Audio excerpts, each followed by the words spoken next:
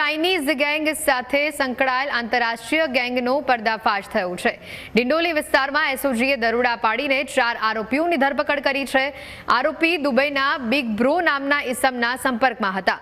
Bank account ભાડે આપી ફ્રોડના પૈસા યુએસડીટીમાં કન્વર્ટ કરતા પેકર્સ એન્ડ મૂવર્સની આડમાં ચાલતું હતું આખું આ સાયબર ક્રાઇમનું નેટવર્ક। ડિંડોલીના મંગલમ પાર્કમાં દરોડા પાડી પોલીસે 71 જેટલા ગુનાઓના છેડા શોધી કાઢ્યા। છેતરપિંડીના પૈસા એટીએમમાંથી ઉપાડી ક્રિપ્ટોકરન્સીમાં બદલી દુબઈ મોકલવાનું કાવતરું ખુલ્લું પાડ્યું। Mobile, computer, sim card, Honda city car, chequebook અને ડિજિટલ પુરાવા જપ્ત કરવામાં આવ્યા છે। દુબઈના આકાઉથી લઈને સ્થાનિક એજન્ટો સુધી પોલીસનો ગાળિયો કસાયો છે। પકડાયેલા એકાઉન્ટ્સ પર અલગ અલગ રાજ્યોમાં 71 ફરિયાદો નોંધાયેલી છે। 9 આરોપીઓ હજી પણ વોન્ટેડ છે।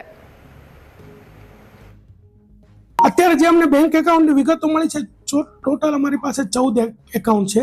ત્યારબાદ અમે એનસીસીપી પોર્ટલ ઉપર અમે તપાસ કરતા આ જે 14 એકાઉન્ટ છે એની અંદર 18 રાજ્યોની ટોટલ 71 ફરિયાદો જે છે આ એકાઉન્ટ ઉપર છે। અને આ તમામ એકાઉન્ટ જે અત્યારે આપણે શબ્દ તમે સાંભળ્યો છે મ્યુલ એકાઉન્ટ, તો આ બધા જ એકાઉન્ટ છે મ્યુલ એકાઉન્ટ છે। બીજું કે આ જે પકડાયા જે આરોપીઓ છે એમનો જે ઇતિહાસ જે છે એ તમને કહું તો જે પ્રતિક છે એ ખૂબ જ કુખ્યાત આરોપી છે।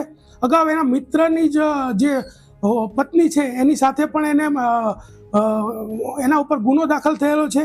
અને બીજો દીપક છે એના વિરુદ્ધમાં 7 ગુનાઓ છે।